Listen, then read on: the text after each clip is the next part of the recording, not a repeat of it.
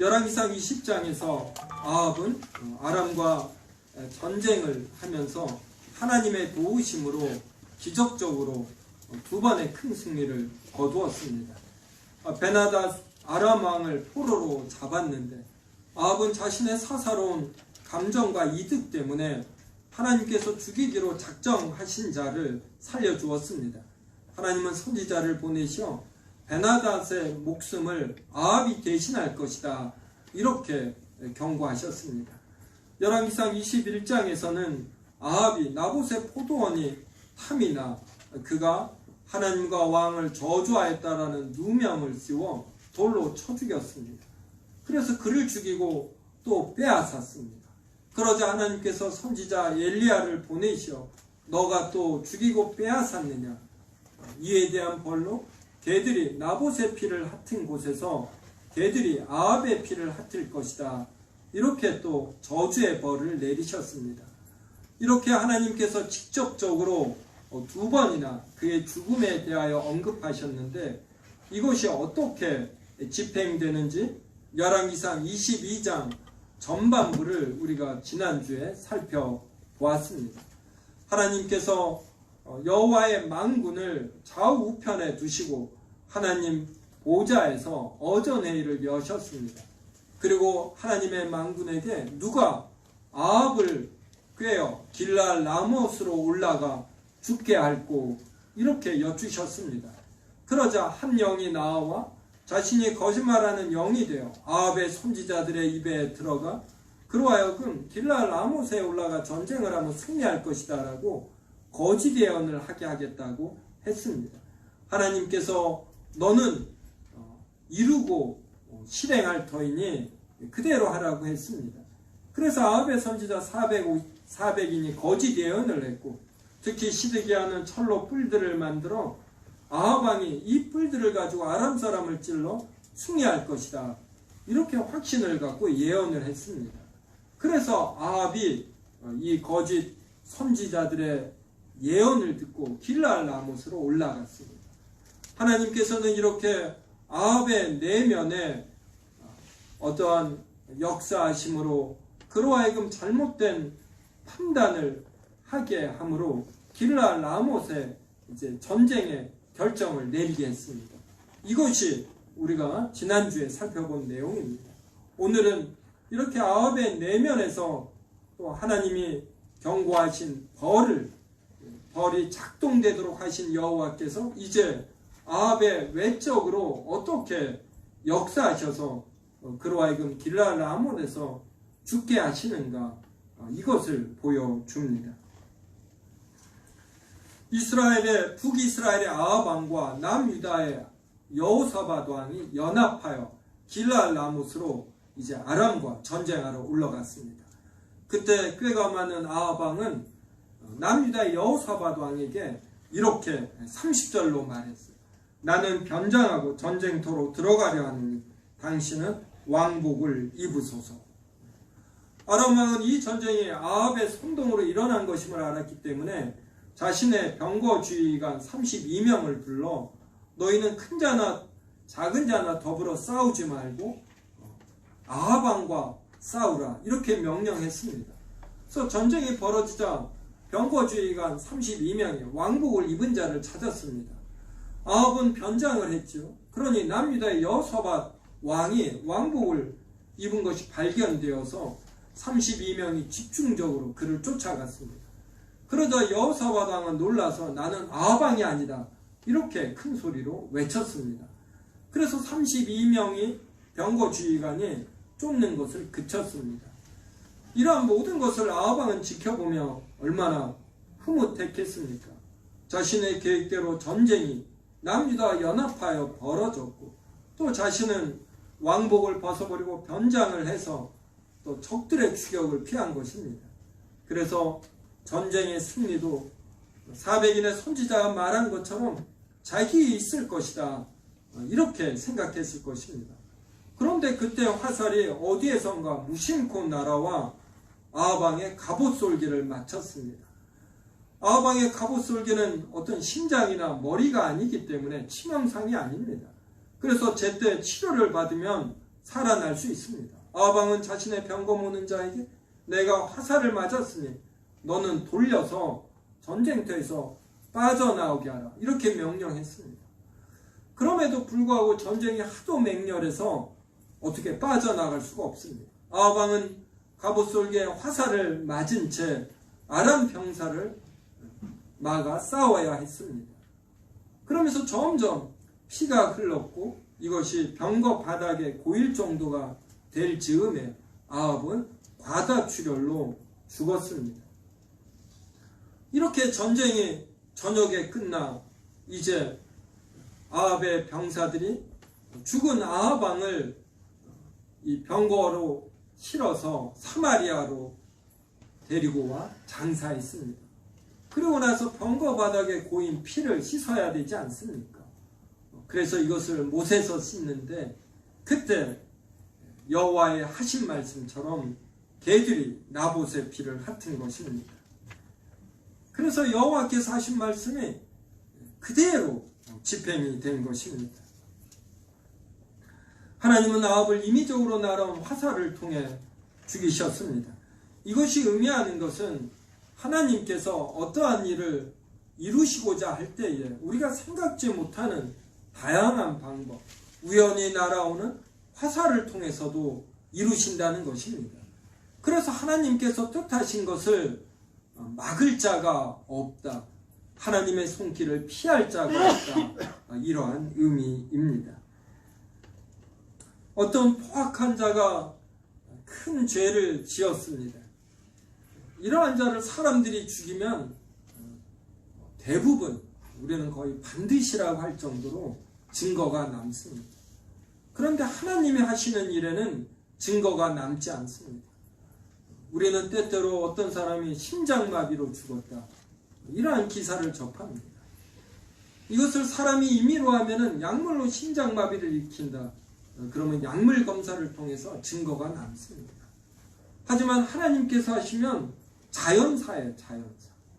그 다음에 때로 건물을 지나가다가 어떤 간판 같은 것이 떨어져 죽는 경우도 있습니다.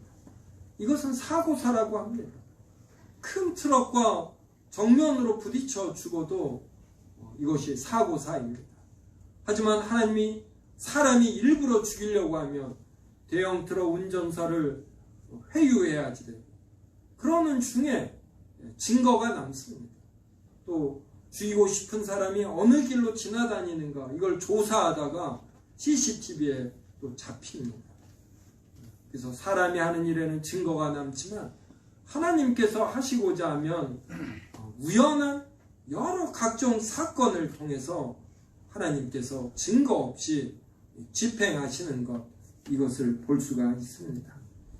열왕기상은 무려 6장에 걸쳐 아합이 무슨 일들을 했는가, 주로 그의 악행들을 다룹니다. 아합이 많은 악행에도 불구하고 22년간 왕위에 있었습니다. 이것은 그가 옳아서도 아니고 그가 하는 일들을 하나님이 모르셔서, 또 아심에도 불구하고 능력이 없어서 뒷짐지고 바라보시기 때문에 22년간 그가 왕위에 있었던 것이 아닙니다. 우리는 왜 그가 22년간이나 왕위에 있었는가 정확하게 이유를 알지 못합니다. 그 이유는 하나님만이 아십니다. 하지만 한 가지 확실한 것은 그 22년에도 하나님은 모든 것을 통찰하고 계신다라는 것입니다. 결코 능력이 없거나 모르셔서 놓아두시는 것이 아니라 우리가 알지 못하는 하나님의 높은 뜻 때문에 하나님께서 그렇게 하시는 것이고, 그런데 때가 차면, 성경에 때가 차면이라는 표현들이 종종 나오지 않습니까? 이것이 바로 하나님의 주권적인 때를 말을 합니다. 그 때가 차면 하나님은 반드시 일을 하십니다. 그래서 우리는 교만하면 안 되는 것이고, 또 어렵다고 해서 너무 좌절하면 안 돼요.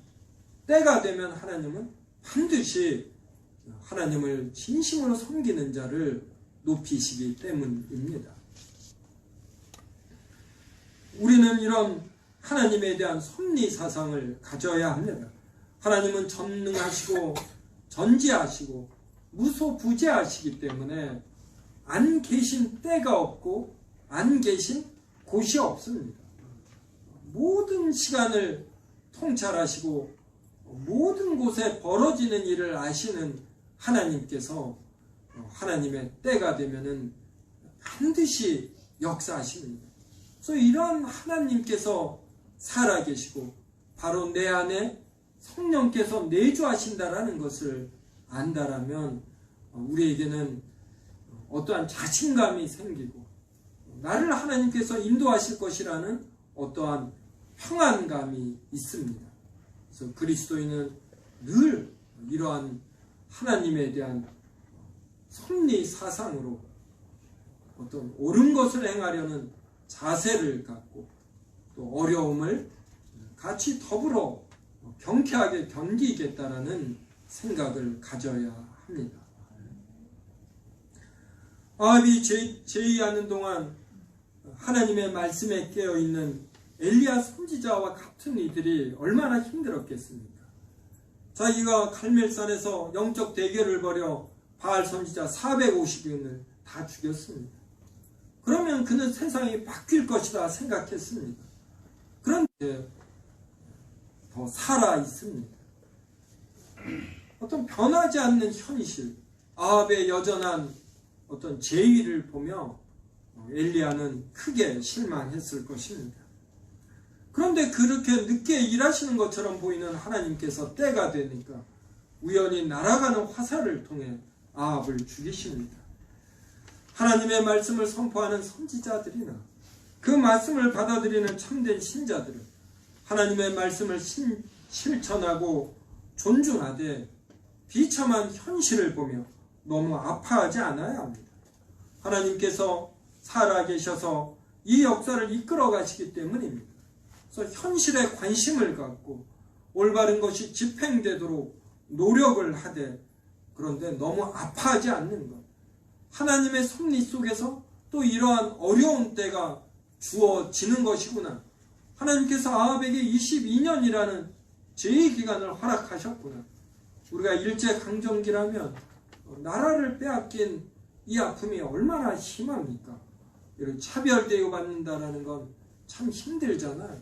같은 노력을 했는데 일본 사람은 잘 되고 조선 사람은 안 되는 경험을 자신이 하고 남들이 하는 걸 볼 때 얼마나 힘듭니까? 그런데 또 우리는 이유를 잘 모르지만 하나님께서 36년이라는 일제 강제 점령 기간을 허락하십니다. 이것을 우리는 섭리로 받아들이는 것이에요. 그래서 힘듦에도 불구하고 또 하나님께서 허락하신 소소한 여러 기쁨과 행복들이 있습니다. 일제 강제 점령 기간에도 태양은 아침마다 떠오르고 가을이 되면 하늘은 높고 푸르고 또 시원한 바람은 아침 저녁으로 불고 또 음식은 여전히 맛있고 잠은 잘 때 달콤하고 자고 나면 피로가 풀리는 것입니다. 이런 전반적인 것을 감사하고 누리며 하나님께서 역사하실 때 어떤 때가 참 이러한 것을 경쾌하게 기다리는 것입니다. 이것이 또 어떤 어려운 때를 사는 그리스도인의 자세이지 이것을 자신의 힘으로 바꿔보려고 지나친 노력을 하는 것, 이것은 피조물로서 하나님의 일을 하려고 하는 오버임을 우리가 또 알아야 합니다. 아합의 시대의 선지자 엘리야보다도 더 힘들었던 사람들이 있다라고 봅니다. 누구라고 생각하십니까? 저는 나봇의 남은 가족이라고 생각합니다. 자신의 아버지가 얼마나 신실한가 압니다. 그래서 왕이 포도원을 달라고 하는데 하나님 앞에서 신실한 자이기 때문에 여호와께서 이 포도원을 왕에게 주시기를 금하신다라는 한마디로 거절합니다.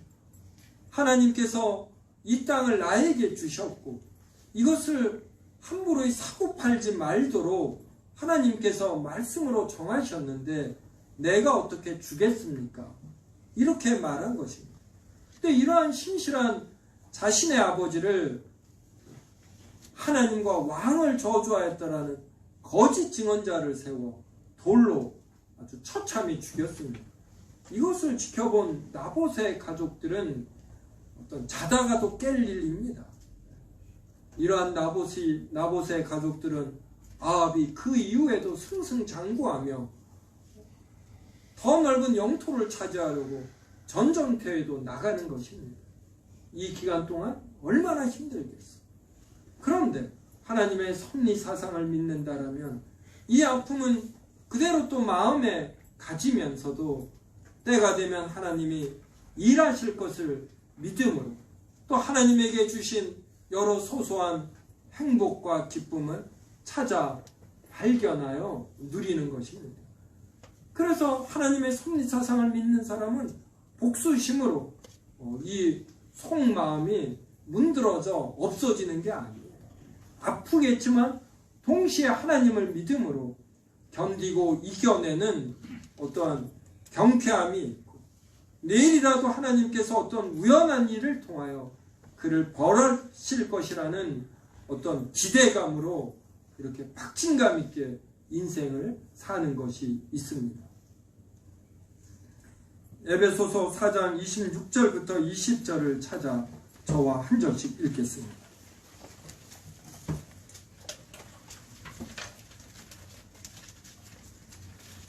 에베소서 4장 26절과 27절입니다. 한 절씩 읽겠습니다.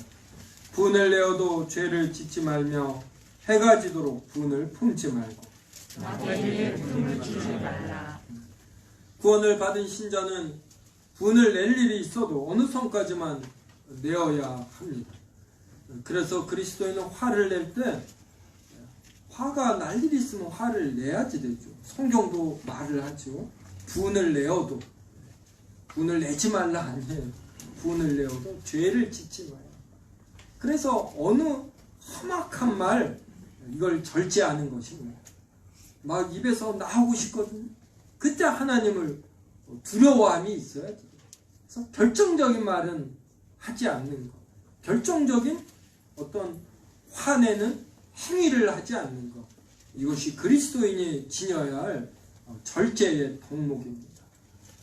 음식이 남았을 때 배가 부른데 먹을까 말까 이럴 때는 안 먹는 게 좋다고 합니다. 이 말을 할까 말까 이건 안 하는 게 좋대요. 그런데 하고 싶은 말을 참는 거 이게 얼마나 힘듭니까? 근데 그리스도인이 된다라는 건 여호와를 두려워하는 것이에요. 그래서 나오던 말을 멈추게 하는 것입니다. 이것이 신앙생활을 할수록 더 되어야지 됩니다. 그래서 결정적인 말을 하지 않는 이런 신자들이 되어야지 됩니다. 그래서 분을 내어도 죄를 짓지 말라. 어느 선까지만 분을 내어라. 그 다음에는 분을 내었어도 해가 지기 전에는 풀어라. 이 말입니다. 너무 이 화냄 속에서 더 분노하지 말고 더 상상하지 말고 이제 내려놓고 하나님께 맡기라. 이러한 의미입니다. 그러면서 마귀에게 틈을 주지 말라. 우리가 화가 날 때 분노가 일 때 그때 사탄이 들어와 우리를 삼킵니다. 그래서 우리의 손으로 복수하게 하는 것이. 그런데 우리를 힘들게 한 자는 대부분 어떤 강한 자들입니다. 우리가 복수하려고 하면 그는 칼을 칼집에 꽂고 있으니까 더 날카로운 칼로 우리의 복수를 대비합니다. 그래서 우리의 칼로 그를 찌르려고 하면 우리의 손도 아주 피를 묻히게 되어 있습니다. 이게 마귀가 원하는 것입니다. 하나님께서 개입하셔서 어떤 3년, 5년, 10년의 세월 속에서 각자가 살며 자신의 잘못을 깨닫고 그래서 내가 상대방에게 잘못한 것이 무엇인가 이것을 알면서 하나님께서 벌 줄 만큼 주게 하는 것 이게 하나님의 일인데 이 일에 우리가 직접 하게 만드는 것 이게 마귀의 속삭임입니다. 그래서 하나님의 섭리를 믿는 사람은 분을 내어도 해가 지기 전에 풀으려고 노력을 합니다. 이 구절은 문자 그대로 그날 화가 나면 그날 풀으라, 이것은 아닐 것입니다. 어떻게 성도 여러분 이거 되셔요? 목사인 저도 잘 안 됩니다. 며칠씩 가고 어떤 경우는 몇 주씩 가지 않습니까? 근데 그리스도인은 잠을 자는데 화가 나서 잠을 못 자는, 자다가도 그 일만 생각하면 다시 깨버린다, 이렇게 되는 것을 부끄러워한다라는 것입니다. 그래서 이것을 하나님께 맡기고 잠을 잘 자기 위해서 최대한 노력한다. 그래서 이것이 며칠 만에 혹은 몇 주 만에 해결되도록 노력을 한다, 이러한 의미입니다. 그래서 신앙이 좋은 사람은 이렇게 하나님 말씀을 많이 읽고 기도를 많이 할 뿐만 아니라 이것의 결과물로서 화를 낼 때 해가 지기 전에 푸는 것입니다. 우리 주변에 보면 저 사람은 속이 있는지 모르겠다, 이런 사람이 있잖아요. 그리스도인은 이런 사람이 되는 것이에요. 오전에 그렇게 크게 화를 내고 저녁에 밥을 맛있게 먹는 사람, 그리고 잠자리에 누워서 이렇게 잘 자는 사람, 이런 사람이 주님 안에서 이렇게 하는 사람, 이런 사람이 신앙이 좋은 사람입니다.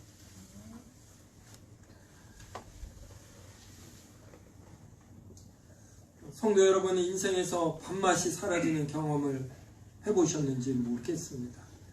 저는 개인적으로 먹는 것을 좋아하기 때문에 웬만해서는 밥맛이 사라지지 않습니다.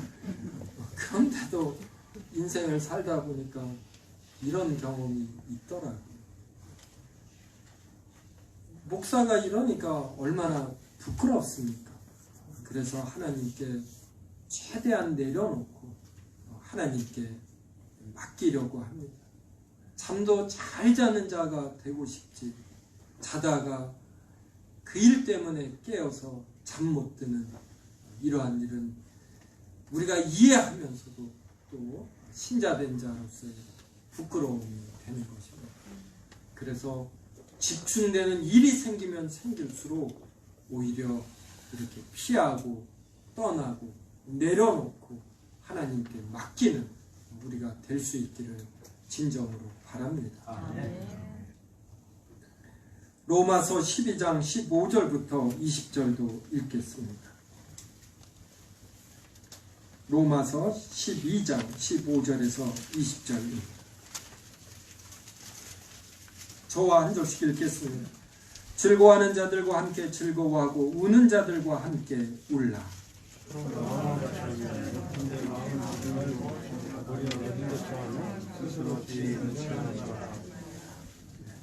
아무에게도 악을 악으로 갚지 말고 모든 사람 앞에서 선한 일을 도모하라.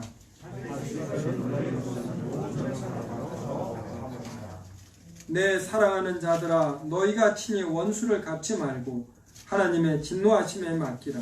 기록되었으되 원수 갚는 것이 내게 있으니 내가 갚으리라고 주께서 말씀하시니라.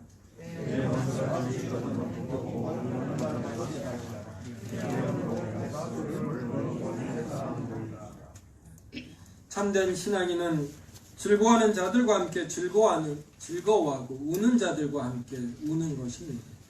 이것이 신앙이 좋은 자예요. 누구에게 좋은 일이 생겼는데 이것을 들을 때 기뻐하는 마음보다 이 배가 아프다 그러면 우리는 아직 신앙에 있어서 먼 자가 되는 것입니다. 그래서 우리는 신앙이 좋다라는 것이 어떤 외적인 열심으로 표현이 되면 안 되고, 우리는 신앙에 열심이 있으면 신앙이 좋다 이렇게 표현하기가 쉽습니다. 근데 열심 이전에 하나님의 말씀대로 생각하고 느끼는가, 그리고 이것을 또 행동으로까지 하는가, 여기에 있습니다. 그래서 우리 세움교회 교인들은 성도 중에 누가 좋은 일이 있으면 같이 기뻐하고, 안 좋은 일이 있을 때 이렇게 고소해하는 것이 아니라 같이 아파하는 이러한 성도들이 되기를 바랍니다. 그래서 인생을 살 때 즐거운 일이 생기면 나도 이제 드디어 떡할 일이 생겼구나. 교회에 가서 교인들과 같이 기뻐해야지. 이런 마음이 들어야지 됩니다. 교회에 가서 말을 할 때 누군가 시기하고 질투할 것이다. 이러면 안 됩니다. 또 아픈 일이 있을 때 사람은 이걸 위로받고 격려받아야지 됩니다. 이것을 속으로 혼자 사귀는 사람은 내 앞에 장사 없다고, 힘든 일 앞에 장사가 없습니다. 혼자 사귀는 사람은 다 공황장애, 우울증 이런 데 걸립니다. 힘든 일이 있을 때 교회에 와서 별 생각 없이 말하면서 위로받을 수 있는 것, 교회가 이런 교회가 되어야지 외적인 신앙 열심만 강조하고 다들 겉으로는 문제없는 척하는 것, 이거 좋은 교회 아닙니다. 우리가 어느 정도의 인생을 살아보면 다 힘든 일이 있고 다 감당할 수 없는 일들이 각 집안마다 있다라는 거 다 알지 않습니까? 이것을 주님의 사랑 안에서 수용하고 그리고 격려하는 이러한 교회 분위기가 되어야지 됩니다. 그래서 예배가 끝난 이후 이렇게 서로 이제 빠져나갈 때 앞에 있는 성도부터 이렇게 우리가 나가지 않습니까? 그러면서 성도들을 보면서 어떤 애정을 갖고 이렇게 악수하는 겁니다. 지금은 이렇게 손을 부딪혀야지 되겠죠? 그때 이분에게 슬픈 일과 기쁜 일이 없는가? 이것을 살피고 내가 어떤 면으로 위로하고 격려하고 같이 기뻐할 것인가? 이것을 보는 것입니다. 그래서 코로나19로 우리가 처소에서 예배 드리는 것, 이것을 권장하기까지 합니다. 그런데 이것의 가장 단점이 무엇이냐면 이렇게 얼굴을 마주하면서 깊은 교제를 할 수 없다라는 것입니다. 남녀가 서울과 부산에 살아서 이 주중에는 화상으로 데이트를 합니다. 하지만 주말이 되면 먼 곳에도 불구하고 만납니다. 왜 만나냐면 화상으로 할 수 없는 교제를 만나서 할 수 있기 때문입니다. 그런데 자신이 처소에서 예배 드리는데 몇 달 예배 드려도 내가 참 만족스럽다. 그럼 이건 이상이 있는 겁니다. 현장에 나오고 싶어야지. 성도들과 어떤 이 육체적인 이렇게 손을 맞댄다가 아니라 얼굴을 마주 보면서 나눌 수 있는 이런 내용이 있는 것입니다. 이것을 그리워하고 사모하고 내가 어떤 면에서 성도를 위로하고 격려하고 내가 이런 위로와 격려를 받아야지 되는가, 이것을 깨닫고 실제로 그렇게 할 때 마음에 평안이 오고 어떤 인생을 사는 맛이 있는 것, 이것이 정상인 것입니다. 그래서 우리는 즐거워하는 자들과 함께 즐거워하고 우는 자들과 함께 울어야지 됩니다. 이렇게 되려면 하나님의 섭리를 믿어야지 됩니다. 이렇게 하는 자를 하나님께서 기뻐하시고 내가 그렇게 할 때에 하나님께서 나에게 필요한 모든 말을 채워주심, 이것을 정말 하나님이 기뻐하신다라는 확신이 있어야만이 이러한 일이 또 가능합니다. 그래서 16절을 보면 서로 마음을 같이하며 높은 데 마음을 두지 말고 도리어 낮은 데 처하며 스스로 지혜 있는 채 하지 말라. 그래서 교회에 와서 잘난 찰 필요 없습니다. 아주 잘한 것들만 서로 말하면서 경쟁하는 이러한 정말 나쁜 분위기는 이렇게 전혀 없어야만 합니다. 17절에 아무에게도 악을 악으로 갚지 말고 모든 사람 앞에서 선한 일을 도모하라 이럽니다. 이러한 의미로서 18절에 할 수 있거든 너희로서는 모든 사람과 더불어 화목하라.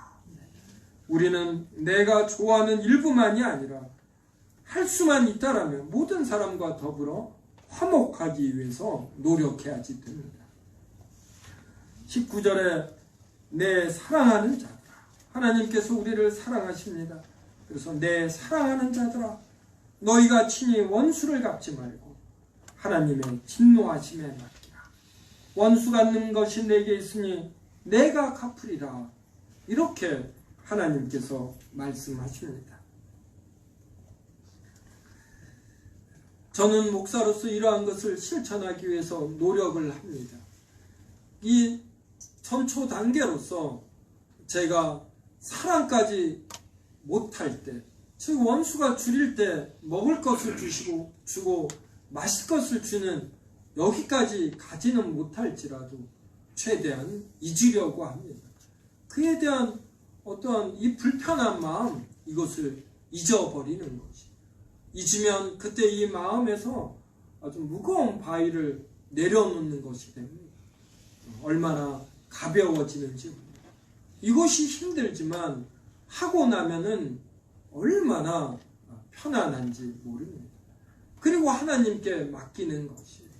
그리고 3년, 5년, 10년이 되면은 잊어버렸다가 이 일이 떠올랐을 때 그때 누가 잘했는가, 이게 옳은 판단입니다.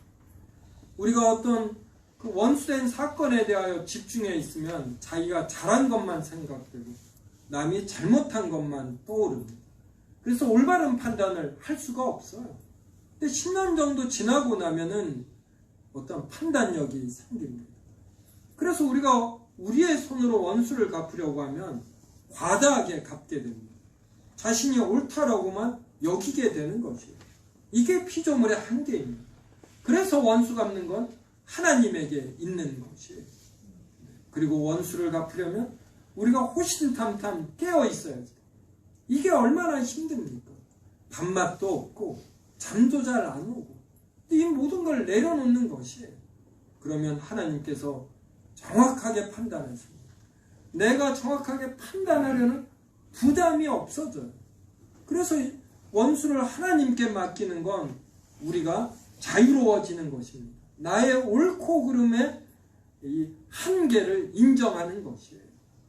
그리고 우연히 날아가는 화살을 통해 아합을 죽이시는 하나님께서 얼마나 정확하게 원수를 갚겠습니까? 그래서 3년, 5년, 10년 있는 것입니다. 그러다 보면 이 원수에 대해서도 마음이 열려요. 그의 장점도 보이고 그러면서 무언가 잘해주면 원수도 이걸 알거든요. 그도 마음을 여는 거죠. 이걸 하나님께서 기뻐하시고 이것이 윈윈입니다. 원수는 자신과 오랜 시간을 보냈다, 이런 뜻도 됩니다. 그래서 인생을 살다 보면 원수가 잘 돼야 자기도 좋은 거예요. 떡고물이 떨어집니다. 인생 살아보니까 이러더라고. 저 미운자 어떻게 좀 이렇게 짓밟을 수 없나? 이 사람 짓밟아야 그때만 좀 뭐라 통쾌하다고 할까? 그리고 아무것도 없습니다. 그분이 못 되어서 우리에게 좋을 게 뭡니까? 그분이 잘 되어야 나도 좋은 거죠. 이렇게 심오한 의미가 이 로마서 12장에 담겨 있는 것입니다. 그래서 성도님들, 마음속에 쌓아둔 원수들, 참 그 일만 생각하면 즐겁다가도 막 분노가 있다. 정말 자다가도 잠이 깬다. 이런 일들이 아마 있을 것입니다. 나이가 든다라는 건 나이살이 생긴다라는 뜻이고 마음에 쌓아놓은 감정들이 많다, 이러한 뜻입니다. 그래서 이 복수심을 없애는 건 나이가 들면 되기도 하면서 동시에 되지도 않는 것이에요. 그런데 우리가 신앙인이라면은 하나님의 섭리를 믿어요. 그래서 오늘 본문 말씀, 정말 하나님이 우연히 날아가는 화살을 통해 아합을 죽이신 것이 분명하다, 이것을 믿는다면, 그래서 열왕기상 22장은 이걸 보여주는 거예요. 아합의 내적으로는 거짓 선지자를 통해 그로 하여금 잘못된 판단을 하게 하시고, 외적으로는 날아가는 화살을 통해 그를 죽이신다. 우리를 힘들게 한 자가 정말 틀리다면 그는 반드시 잘못된 판단을 하게 되어 있습니다. 사람은 쉽게 변하지 않아요. 그래서 그가 잘못했다는 것은 내가 증명하는 것이 아니라 남들이 증명하는 것입니다. 그리고 그때에만 이게 옳은 판단이 되는 거죠. 우리는 누가 잘못했다라는 거 증명할 필요 없습니다. 최대한 하나님께 맡겨야지 돼요. 근데 이게 힘들지 않습니까? 그러니까 열왕기상 22장을 보면서, 로마서 12장을 보면서 우리는 깨닫는 것입니다. 그래서 이를 악물고 원수를 용서하는 것, 있는 것입니다. 그에 대해서 비판하지 않고 험한 말을 하지 않는 것입니다. 그럼 이 모든 것을 하나님이 지켜보시고 때가 되시면 그를 징벌하시고 그리고 우리를 반드시 높여주십니다. 그래서 지금 오늘 예배 드리기 전까지 마음에 품고 있는 원수가 있다면 오늘 이 시간 과감하게 내려놓으십시오. 그래서 하나님이 주시는 평안을 누리시고 하나님께서 어떻게 원수를 갚으시는가 시간 속에서